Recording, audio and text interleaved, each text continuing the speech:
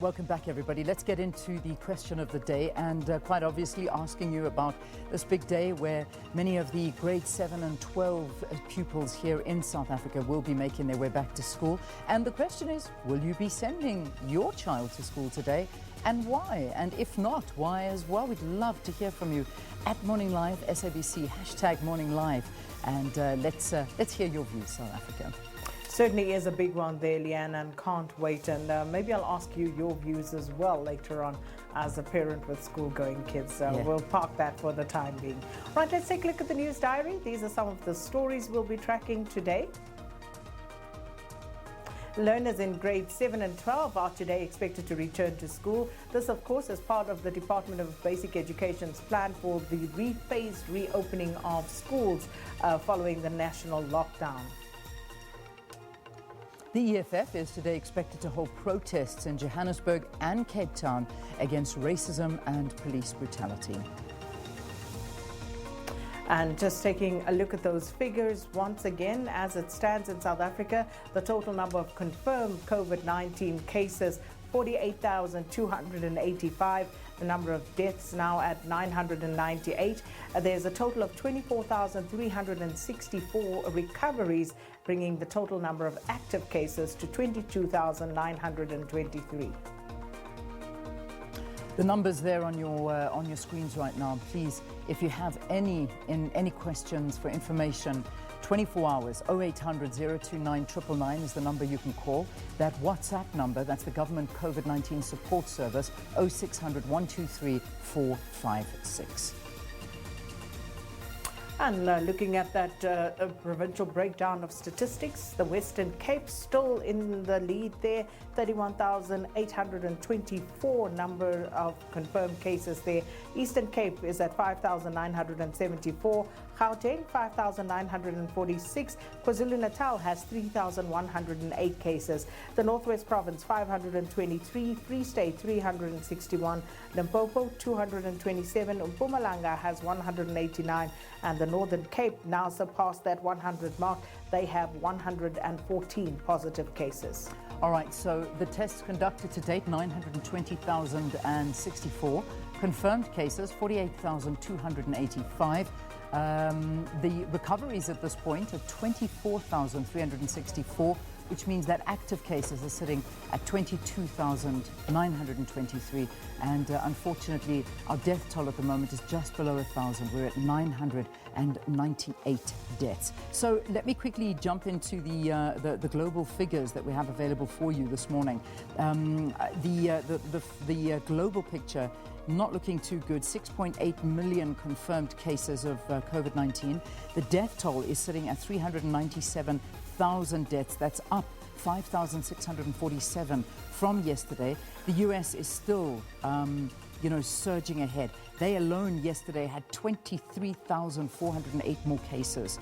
That's now sitting almost at 2 million cases in the US, and 723 deaths up. They're at 112,000 deaths. Now, what's interesting, Sakina, as well, is Brazil. You know how we've been watching Brazil very, very closely in terms of their reporting and how their numbers are looking? Well, Brazil's government has decided to stop publishing a running total of coronavirus deaths and infections in an extraordinary move that critics have called an attempt to hide the true toll of the disease in Latin America's largest nation. And this is scary. I mean, the move came after months of criticism from experts saying Brazil's statistics are not right and in some cases have been manipulated, so it may never be possible to gain a real understanding of the depth as to how bad the infection rate is. So for now, we are not able to even see what their stats look like in Brazil.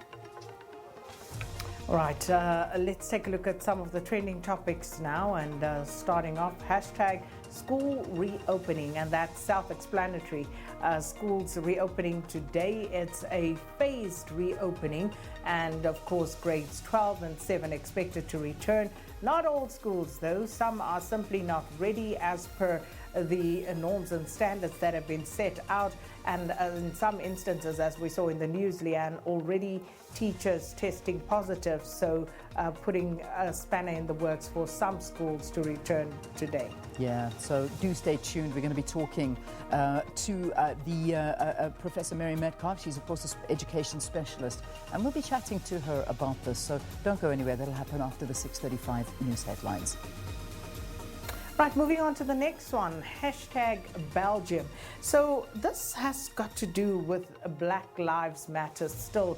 And we see those protests now spreading to Belgium, and people taking to the streets and carrying placards in some instances about racism. And this is, of course, what it is all about. Bristol in the UK as well. So it does seem to be spreading these protests against against racism and saying that Black Lives Matter, Leanne.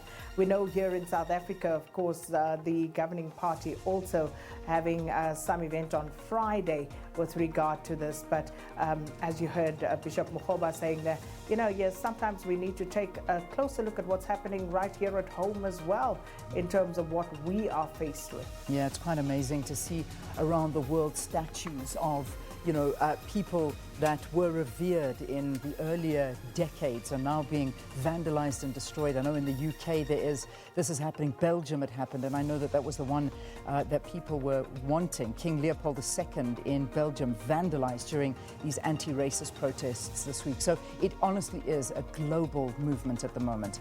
And then finally, day 94 of lockdown, that's where we find ourselves. And well, 74, Leanne. Oh, did I say 94? Yet. Oh my gosh. Yeah, I'm jumping ahead.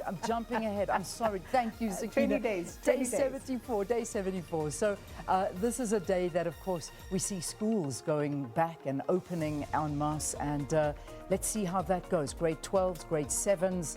That's the big moment for schooling here in South Africa.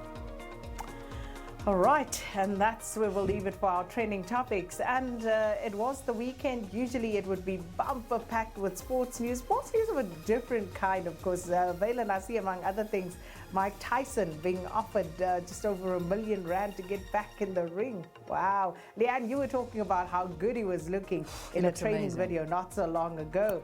But Vela, I don't know if that's one of your stories, but certainly caught my attention. Good morning.